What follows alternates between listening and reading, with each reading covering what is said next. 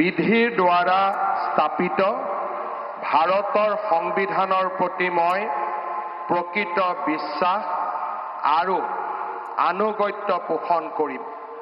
মই ভাৰতৰ সাৰ্বভৌমত্ব আৰু অখণ্ডতা অক্ষুণ্ণ ৰাখিম।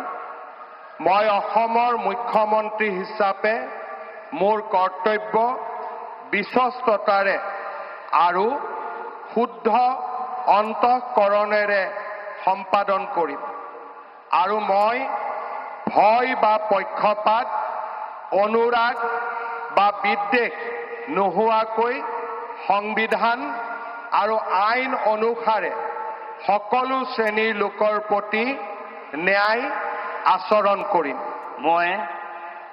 মই শ্ৰী হিমন্ত বিশ্ব শৰ্মা ঈশ্বৰৰ নামত শপত লওঁ যে মই অসমৰ মুখ্যমন্ত্ৰী হিচাপে মোৰ কৰ্তব্যৰ যথাযথ সম্পাদনৰ বাবে আৱশ্যক হোৱাৰ বাহিৰে মই এনে বিষয় যি অসমৰ মুখ্যমন্ত্ৰী হিচাপে মোৰ বিবেচনাৰ বাবে অনা হ'ব বা মোৰ জ্ঞাত হ'ব তেনে বিষয় মই কোনো ব্যক্তি বা ব্যক্তিসকলৰ ওচৰত প্ৰত্যক্ষ বা পৰোক্ষভাৱে অৱগত বা প্ৰকাশ নকৰিম।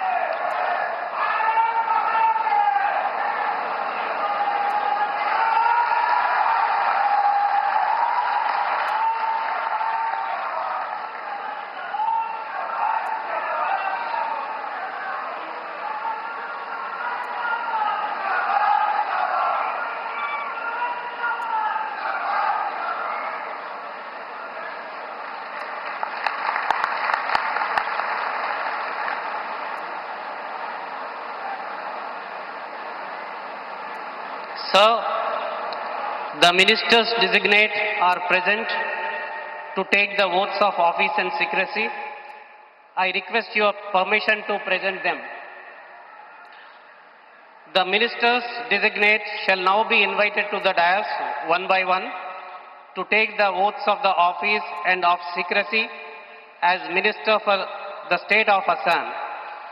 You may be pleased, sir, to administer the oath of office and the oath of secrecy to the ministers designate as invited and presented one by one.